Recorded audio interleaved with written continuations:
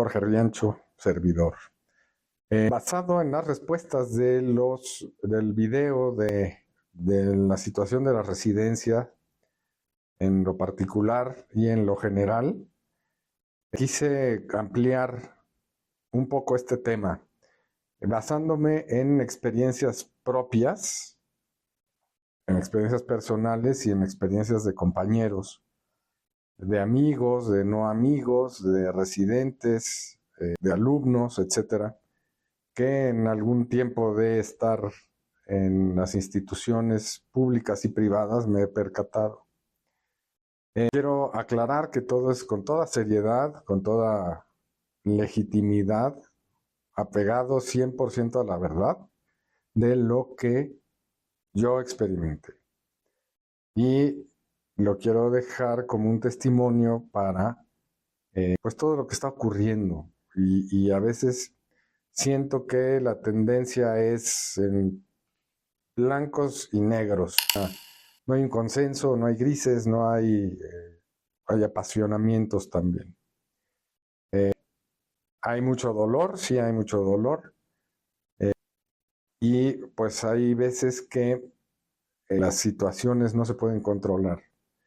Y ahí voy a contarles lo primerito que yo vi en una residencia. Bueno, desde el internado médico, cuando estamos rotando por los hospitales, ya empieza el tema de la carga de trabajo. Cuando eres interno de pregrado, generalmente lo que se hace es hacer algunas notas, hacer historias clínicas, hacer curaciones, tomar muestras, ir a los laboratorios, subir, bajar muestras, entrar incluso a quirófano, tomar clases, etcétera. Y pues te la pasas yendo y viniendo para las situaciones que los pacientes requieran, pero no tenemos una responsabilidad directa con el tratamiento ni la evolución del paciente. Sin embargo, es muy pesado también. Y han habido reformas en las cuales las guardias desde el médico interno han sufrido modificaciones. Ahí, bueno, ya nos empezamos a dar cuenta de cómo va a ser el asunto en cuestión de las especialidades. Es muy importante este periodo porque es cuando vamos ya dirigiéndonos a qué tipo de especialidad nos queremos dedicar. Porque rotamos siendo médicos internos en medicina interna, cirugía, pediatría, ginecología y obstetricia, salud pública, etcétera. De ahí que vas tomando un perfil. Yo tenía muy claro el perfil de que quería ser cirujano, siempre. Al principio quería ser cirujano plástico dirigido a la reconstrucción de mano. Y con el tiempo, bueno, fue cambiando mi interés y más adelante voy a contar por qué. Me adelanto un poco porque yo ya no quería estudiar más tiempo en una residencia. Y bueno, ahí les va.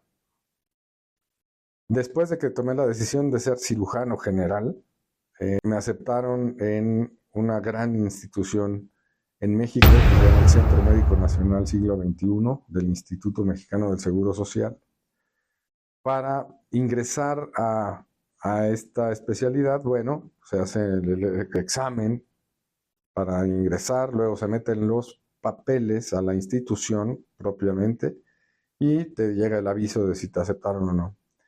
Cuando me aceptaron, llegué en el primer año de la residencia a un hospital que es general de zona o regional de zona, o te pueden mandar a este tipo de hospitales. A mí me tocó la clínica 8, es un hospital general de zona en San Ángel, en La Hormiga. Bueno, mi primer encuentro con este hospital fue cuando yo subí a presentarme a la jefatura. Vi a un gran compañero, que es el doctor Enrique, no voy a decir su apellido, pero es mi compadre. Bueno, cuando lo vi, pasaron por mi cabeza muchas cosas, porque el estadazo en el que lo vi demacrado, ojeroso, todo, pues como que acababa de salir de mucho tiempo de guardia, ¿no? Yo llegué unos días después a este hospital, entonces cuando yo encontré a mis compañeros residentes, fue esa impresión que me llevé de ver pues el estado de desvelado y le pregunté, oye, ¿tú qué? Ah, pues yo soy residente de primer año. Ah, bueno, ¿cómo estás? Tal, tal, tal. Y me contó que estaba saliendo de guardia precisamente. Este, desde ahí empezó todo. Yo no me imaginaba cómo iba a ser, ¿no? Yo estaba muy contento, ilusionado y empezaron las guardias. Las guardias que, como les he comentado, eran en ese entonces ABC. Y cuando alguno o algunos compañeros salían de vacaciones, pues nos tocaba AB, o sea, un día sí y un día no, un día sí y un día no. Y bueno, cuando no solo los horarios, sino la cantidad de trabajo que había y que sigue habiendo en las instituciones, todas, ¿no? Instituciones públicas, cualquiera que me digan. Hay una gran cantidad de trabajo, muchos pacientes, no nos damos abasto. Y bueno, pues empezó el carrusel, ¿no? De experiencias. Yo debo de admitir que no me conocía tan bien yo, a mí. Hasta entonces, cuando empecé a ver que a mí, la verdad, esas desveladas y esas, pues, pasadas de tiempo encerrado en un solo lugar, no eran lo mío.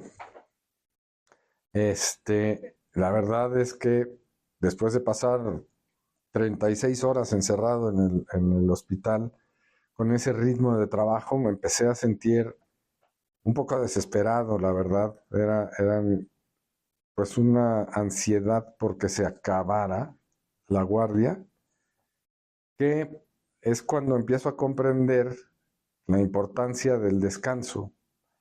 En ese momento, bueno, pues no había manera de decir, oigan, espérense tantito, ya no quiero o ya no puedo. Había que seguir y seguir y seguir.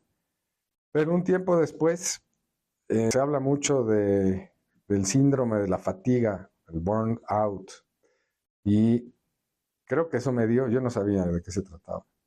Entonces empecé a tener fallas con que ya no me podía despertar, o sea, iba a mi casa y de repente llegaba tarde o o deprisa, ¿no? Si teníamos que llegar a las 5 de la mañana, llegaba a las 6, 6:30, eso es tarde, ¿eh? En una residencia. Hacer la revisión de los pacientes asignados, poner las notas y las indicaciones del día, para después pasar la visita y después incorporarse a las actividades del día. Cirugía, consulta externa, urgencias, etcétera, etcétera. Teníamos un rol definido. Y pues los fines de semana era lo mismo, o sea, no habían fines de semana libres. De tal manera que en mi persona, les puedo decir que me afectó, o sea, sí hubo unos momentos en los que yo decía, ¿qué hago aquí? ¿Qué sentía yo? A ver, la mayor parte de mis amigos no son médicos. Y mientras yo estaba en la residencia, después de haber estudiado 6 años de medicina, la mayor parte de mis amigos ya habían terminado su carrera, su maestría y su doctorado.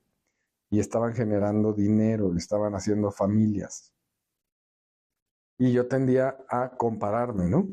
Mientras yo estoy aquí, este, cenando en los tacos de suadero de enfrente o en el restaurante comedor del hospital, en una guardia en viernes, ¿no? O en sábado o en domingo. Mis amigos me están hable y hable que si los acompaño a la comida de no sé quién y tal, o a la inauguración de la nueva casa o a la boda, etcétera. Y eso me causaba mucha ansiedad y frustración, porque en serio yo decía, bueno, ¿sí es lo que quiero o no? Hasta que llegaban puntos de real crisis, pero ganaba siempre la intención de ser cirujano. Bueno, ese es el primer año. El primer año. El segundo año se pone peor porque ya llegamos a la sede que es Centro Médico Nacional y ahí pues es peor, ¿no? La presión resulta más intensa. De todo el primer año, éramos éramos 8 residentes, terminamos 6, dos no aguantaron, se fueron. Los otros, al entrar al segundo año, uno de ellos se fue y otro se derivó a otra especialidad. Entonces, bueno, pues hagan sus cuentas, quedamos 4. De ese segundo año fue cuando empecé a ver de cerca los estragos que no solo a mí me producían. A mí, la verdad es que problemas en la salud física, no. Problemas en la salud mental, tal vez sí. Este trastorno de ansiedad que no podía yo reconocer y que se manifestaba en rebeldía, en de repente decir, ya, yo voy a hacer lo que quiero, ¿no? Y entonces, pues era no hacer actividades que tenía asignadas, no llegar a la hora que tenía que llegar, porque ahí ya era a las 4:30 o 5, igual, ¿no? Pero en verdad era terrible, ¿no? Era algo que para mí no era, no podía yo vivir así, pues. Si nos teníamos que ir a las 8 de la noche o 10 de la noche después de una guardia, yo no podía, yo me iba y me iba a, pues, hacer lo que yo quería, ¿no? A mi casa o a lo que sea. Y eso me trajo muchos problemas. Es como una espiral al infierno, porque pues, de estar mal, eh, dejar de cumplir las actividades, pues empiezan los castigos. Y los castigos en esa época eran permitidos y consistían en quedarse a guardias justamente de castigo. Entonces imagínense en alguien, que yo les puedo hablar por mí nada más, ¿eh?, que no soportaba eso y que la rebeldía era su fuerte, pues me dejaban de guardia de castigo y no me quedaba. O me quedaba a la mitad y me iba y luego regresaba. Y eso era para mí terrible. Se convirtió sin duda alguna en los peores recuerdos de mi vida. Esa sensación, no la residencia, la sensación que me provocaba no saber que estaba yo pasando por una crisis de ansiedad, por una situación que no iba con mi fisiología, o sea, lo tenemos que decir así. Y que mis fugas, bueno, pues fueron varias, ¿no? En cuestión fugas emocionales, enojos, retar, quererse agarrar a golpes, dejar de hacer las cosas, etcétera, ya lo que les he comentado. Con otros compañeros, en resumen, indisciplinado, pues, y eso me hacía sentir un poquito mejor. Porque tiene que ver con el ego también. El sistema de residencias que es jerárquico, alguien que no le gusta ese sistema, pues se va a rebelar. Otros compañeros no se rebelaban, pero les aseguro que vi cómo uno de ellos vomitaba sangre, cómo otro de ellos empezó con problemas más graves de tipo psiquiátrico, otros compañeros con problemas de tipo neurológico, crisis convulsivas, etc. Melena, eso quiere decir evacuar sangre.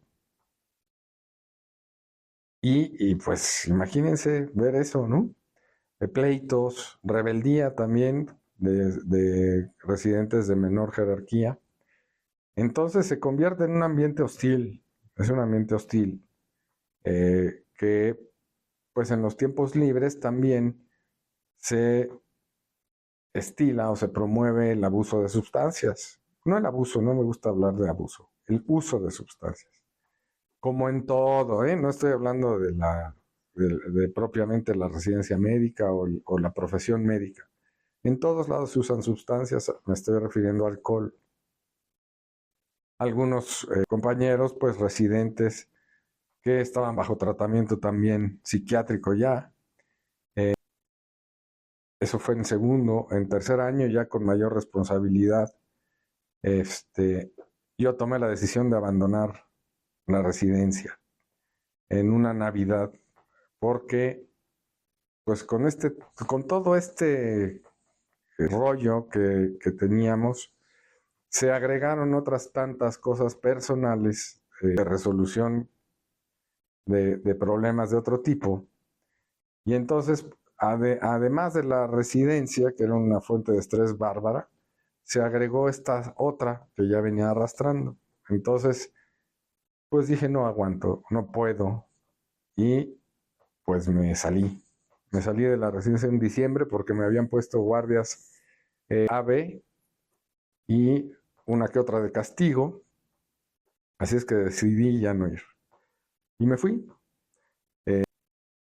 Yo pensé que me iba a sentir mejor, pero la realidad es que al tercer día de que me fui me empecé a sentir muy mal. De sentir que tiraste 3 años de tu vida, que ya no vas a seguir en lo que tú realmente quieres ser. Entonces, unos días después que además hubo un poco más de descanso, de estar con ese tormento, se convirtió en otro tormento, pero ya más dormido, ¿no? Y a los 15 días de, de abandonar, regresé con el jefe de servicio, el doctor Blanco Benavides. Le expuse mi tema y me permitió volver a la residencia. Entonces, desde ahí, pues fue otra perspectiva, ¿no? Además de que ya tocaba salir a, a campo, que era 6 meses en un pueblo. A mí me tocó en Chiapas, en el pueblo de Benemérito de las Américas, pegado al Usumacinta. Y bueno, fue genial, la verdad que fue genial ir a ese lugar, porque pues ahí es donde se termina la residencia, ¿no? Es el último jalón de la residencia de cirugía general. Y entonces estamos residentes de cuarto año, tanto de cirugía, anestesiología, pediatría, ginecología y obstetricia, medicina interna.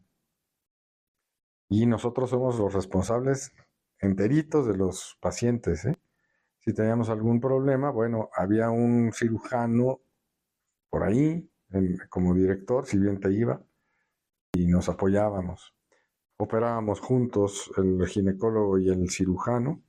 Y pues no deja de ser un estrés importante, porque aparte en ese lugar estaba tan alejado que no teníamos salidas. O sea, vivíamos en la clínica rural, era nuestra casa, y salíamos los periodos vacacionales, que fueron 2 periodos de 10 días en toda la estancia ahí. Y fueron 2 periodos porque como no salíamos los fines de semana, pues nos abonaron un periodo más. Generalmente son 10 días. Entonces, esa fue la parte final y es donde yo me sentía muy contento, la verdad, en ese tramo de la residencia. Aplicar lo que habíamos conocido o aprendido, aprender de otras especialidades, saber cómo se trata al 100% a un paciente, responsable los que estábamos ahí. Y también en ese momento tomé la decisión de ya no querer seguir estudiando una especialidad o subespecialidad quirúrgica. Me refiero, cuando tú acabas el periodo de 4 años de cirugía general, te puedes derivar a otras especialidades, como cirugía oncológica u otras, pero implica empezar de cero otra vez, ya sean 3 o 4 años, llegar como R1 de esa especialidad o R5 de toda tu residencia, ¿no? Pero por una verdadera rayo de luz que me iluminó y me dijo, aprende de lo que ya has vivido y sentido. No estás hecho para ese tipo de presión. Esa presión no va, y tomé la decisión de ya no querer seguir estudiando, no porque no quisiera, sino porque en serio es autoconocimiento y decidir hasta aquí. Mis intereses también iban de la mano a que yo ya quería casarme, tener hijos, trabajar, hacer la vida adulta, ¿no? Entre comillas. Así es que tomé esa decisión de ya no hacer una especialidad quirúrgica, que yo, la verdad es que quería hacer cirugía cardiovascular o cirugía oncológica. Pero viendo a mis compañeros del año previo que estaban ahí, dije, no, no, no, no, no, no, no, no quiero. Así es que fui a hacer, sí, una subespecialidad como fellow en cirugía laparoscópica y cirugía laparoscópica avanzada. Y pues fue mucho más tranquilo, ¿no? No había esa presión jerárquica, no había un ritmo tan fuerte como el que tenían las otras especialidades formales de cirugías oncológicas, cirugía plástica, cirugía lo que quieran. Pero el fellow que hice de cirugía laparoscópica y cirugía laparoscópica avanzada me encantó. Había que estar mucho tiempo en el hospital, pero era otro rollo, porque además era en el hospital privado, aquí en el Hospital Ángeles del Pedregal. Y el maestro Leisegui me enseñó mucho de cirugía laparoscópica. Bueno, y ya después se hizo realidad el sueño, que es tener un consultorio, tener cirugías, además de la mano, me casé, tuve mis hijos, etc. Y bueno, lo demás es historia. Esa es la reseña de lo que fue para mí, a grosso modo, una residencia. En donde, bueno, en resumen, hubo gente que renunció, hubo gente que tuvo situaciones psiquiátricas incluso, brotes psicóticos, hubo brotes de ansiedad, yo lo tuve, rebeldía, indisciplinas, deserción y vuelta. Afortunadamente creo que fue la mejor decisión. Y les quiero contar también lo que aprendí después de ello, porque después de que salí de la residencia, seguí en la institución pública, en el IMSS, en diferentes clínicas, en donde fui médico de base. Y siendo médico de base estamos no a cargo, porque no teníamos el título de la educación académica de los residentes que rotaban en esas clínicas. Bueno, pues en 28 años me ha tocado ver un gran número de residentes. En este gran número de residentes he visto y he admirado muchísimo tanto a mis compañeros, que yo veía que pasaban la residencia como si no les afectara en absolutamente nada y estaban siempre muy bien, sin problema. Así he visto residentes que se la pasan mucho tiempo trabajando con grandes jornadas y parece que están como si nada, ¿eh? Muy bien, muy templaditos, muy claros, muy presentes.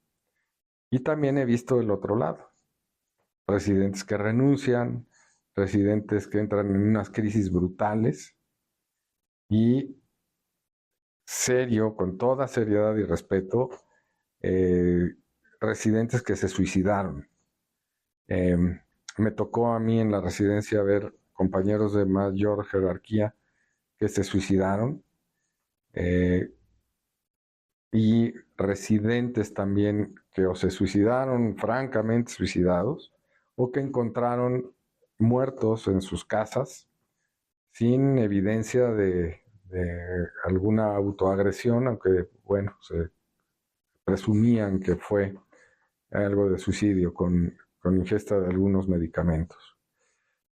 Y pues eso es impactante, ¿no? Ver a alguien, me ha tocado ver residentes de cuarto año que se suicidaron casi al final de la residencia, residentes de segundo año, residentes de primer año, que no solo se suicidaron, sino que han tenido brotes psicóticos graves. Me tocó ser, no digamos víctima, sino recibir agresión verbal y casi física de un residente que que tuvo un brote psicótico y se desencadenó enfermedades graves psiquiátricas, tuvo que pues abandonar la residencia, ¿no?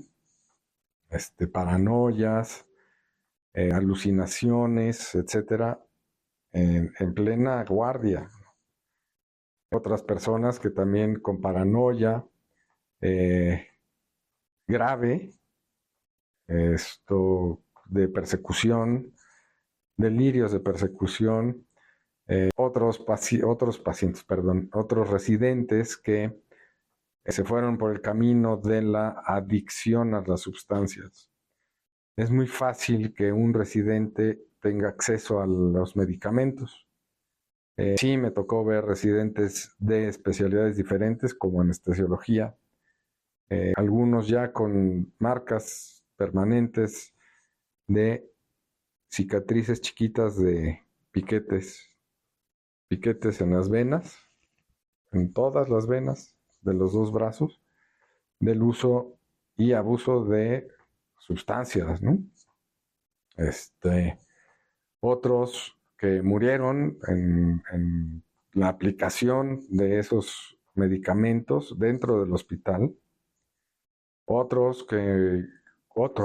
uno que afortunadamente estábamos en los vestidores y este hombre estaba encerrado en el baño, en el retrete, cayó, se oyó el golpazo, abrimos y lo llevamos a sala de quirófano para reanimarlo, ¿no? Porque se estaba inyectando alguna sustancia. Esto es grave, es muy, muy grave todo lo que les estoy contando. Y también es muy importante que no es responsabilidad del sistema en un 100%. Creo que tiene que ver mucho de los rasgos de la persona que está estudiando algo así. No solo se ve en la medicina, se ven muchas otras situaciones en lo que el índice de suicidios, el índice de adicciones, etcétera, es igualito al de una persona que está estudiando medicina o una especialidad quirúrgica o una especialidad, ¿no? Ciertamente las especialidades quirúrgicas tienen un grado elevado de responsabilidad y de estrés. Y por eso en los Estados Unidos se ha controlado y se ha, digamos, reglamentado que las personas que están estudiando una especialidad de alto grado de estrés se reduzcan sus jornadas y se le da mucha atención a este síndrome del desgaste por el índice de depresión que hay en estas personas, ¿no?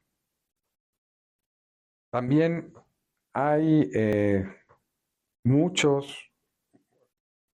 demandas, porque afortunadamente ya se pueden hacer estas demandas hacia las instituciones como los derechos humanos, incluso a la Cámara de Diputados o hasta senadores, en donde se exigen los derechos. Y a mí me tocó también en la residencia ser parte de un movimiento de residentes en los que exigíamos más derechos y se consiguió algo. En el devenir de los años, los grupos de residentes que también han luchado por menos agresiones lo han conseguido. Y hablo de agresiones con agresión verbal, acoso laboral y, ojo, muy delicado, acoso sexual. También me ha tocado vivir esta situación de como espectador o como testigo, ver cómo sí hay, o como solamente poner el oído para algunas compañeras residentes o compañeras médicos de base, cómo en sus residencias sufrieron acoso sexual, que principalmente era tipo verbal, ¿no? Pues todo lo que se usa los calificativos o las insinuaciones, etcétera, que ellas cuentan cómo era tan incómodo sufrirlas, ¿no? Y pues últimamente ha habido algunas publicaciones de amenazas de algunos personajes dentro de las residencias médicas para obtener pues un beneficio sexual.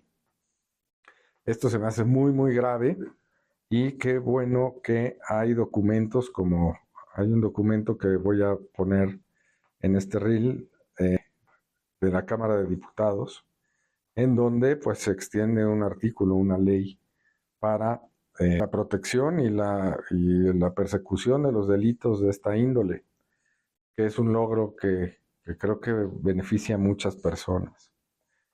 En este tiempo en que la mayor parte de los residentes son mujeres, un 54% aproximadamente se mencionan en algunas estadísticas, de los residentes en México son mujeres. Y qué bueno, porque yo admiro a mis compañeras mujeres residentes por por su valentía, su entrega, es otra dinámica de cómo funcionan y son admirables, en verdad.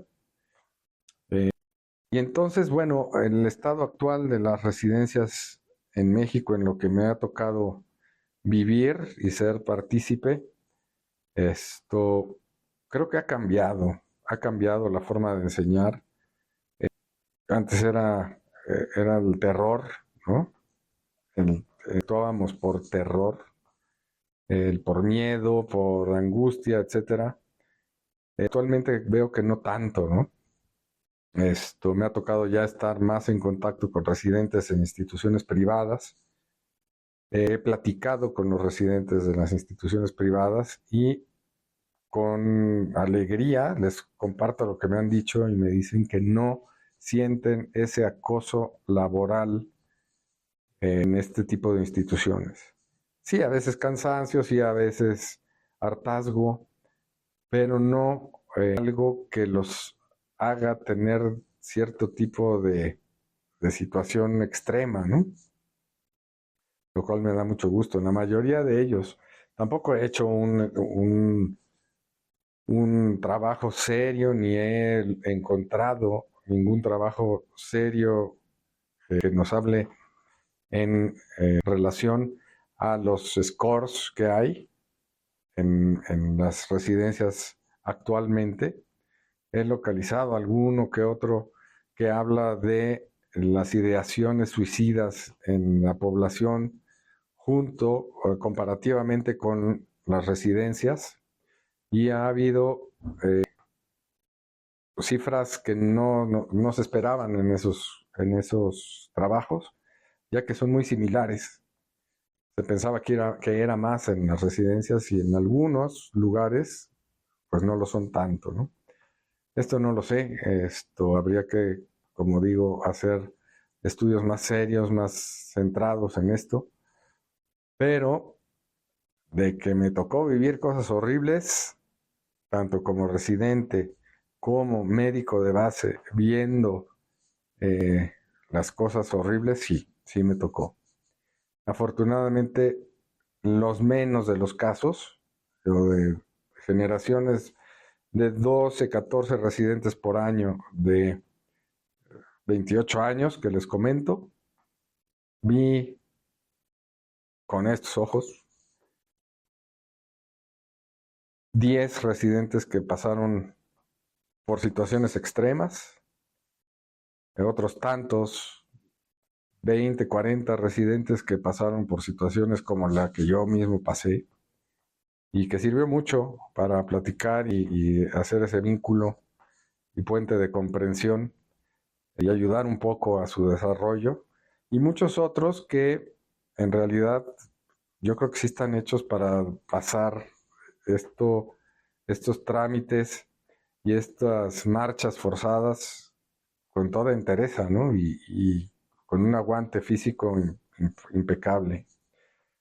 Entonces, bueno, eso es un testimonio que yo les quiero dar y probablemente en cuanto encuentre algún otro dato duro que sea acorde a lo que estamos viviendo y que sea serio, de estudios serios, seguramente se los compartiré. No hay, como les digo, un artículo o unos artículos que me hablen de datos duros específicos para lo que estamos platicando, pero creo que pronto los habrá. En Estados Unidos tal vez, pero eso no nos compete más que para información. Lo que me interesa mucho es la formación aquí en México y la responsabilidad que tenemos como médicos adscritos a un servicio o que tenemos contacto y comunicación con nuestros residentes, transmitirles lo mejor que podamos, de la mejor manera. Hay alguien que decía que ni de la mejor forma ni de la peor forma hay cambios en el desarrollo de un residente. No sé a qué se refería, pero creo que se refería a que no importaba si los tratabas bien o mal, iba a ser el mismo resultado. Yo no comulgo con eso. Yo creo que la mejor forma de estar enseñando en un quirófano, por ejemplo, es estar calmado, en la buena onda, en la disposición, y eso es benéfico para todos los que estamos en un quirófano. No entrar en neurosis, que es muy dado en una especialidad como la mía o en cualquier especialidad quirúrgica. Se transmite mejor o yo puedo transmitir mejor las cosas estando en paz. Así es que bueno, esperemos que ayude en algo este testimonio y que algunos colegas se animen a dar su testimonio, sobre todo los que han tenido experiencias como estas. Y bueno, nos seguimos viendo. Muchas gracias.